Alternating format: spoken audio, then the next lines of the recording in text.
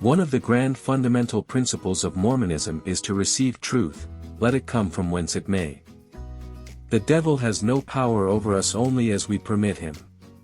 The moment we revolt at anything which comes from God, the devil takes power. The secret of Masonry is to keep a secret. The greatest responsibility in this world that God has laid upon us is to seek after our dead. There are so many fools in the world for the devil to operate upon, it gives him the advantage oftentimes. The best way to obtain truth and wisdom is not to ask from books, but to go to God in prayer, and obtain divine teaching. Let us this very day begin anew, and now say, with all our hearts, we will forsake our sins and be righteous. Never be discouraged.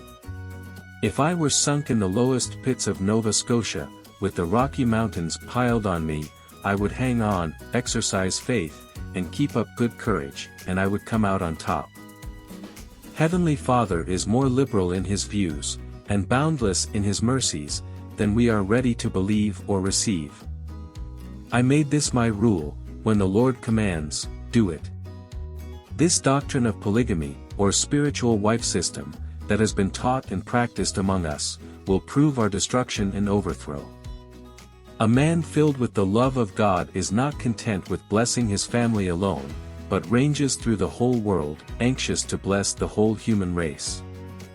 If men do not comprehend the character of God, they do not comprehend themselves.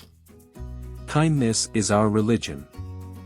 A man is saved no faster than he gains knowledge.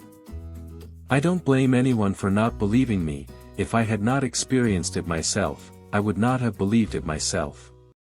Happiness is the object and design of our existence, and will be the end thereof, if we pursue the path that leads to it, and this path is virtue, uprightness, faithfulness, holiness, and keeping all the commandments of God.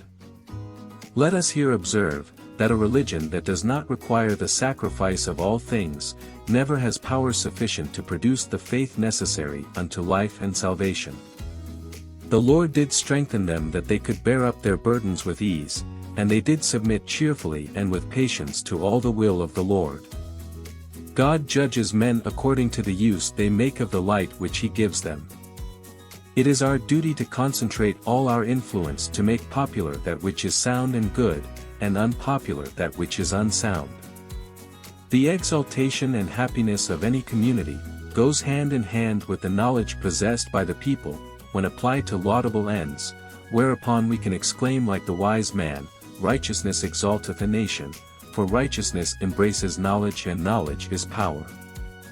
Never give up an old tried friend, who has waded through all manner of toil, for your sake, and throw him away because fools may tell you he has some faults.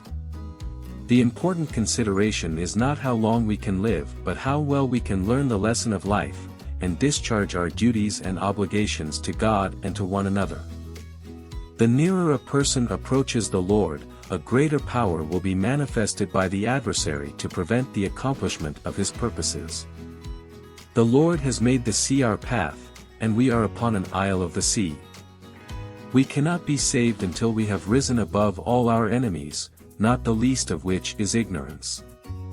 Knowledge does away with darkness, suspense, and doubt, for these cannot exist where knowledge is. In knowledge there is power. Truth does not appease but inflames the curiosity. I am not learned, but I have as good feelings as any man. No one can ever enter the celestial kingdom unless he is strictly honest. Perhaps I am meant to swim in deep waters. Better deep than shallow.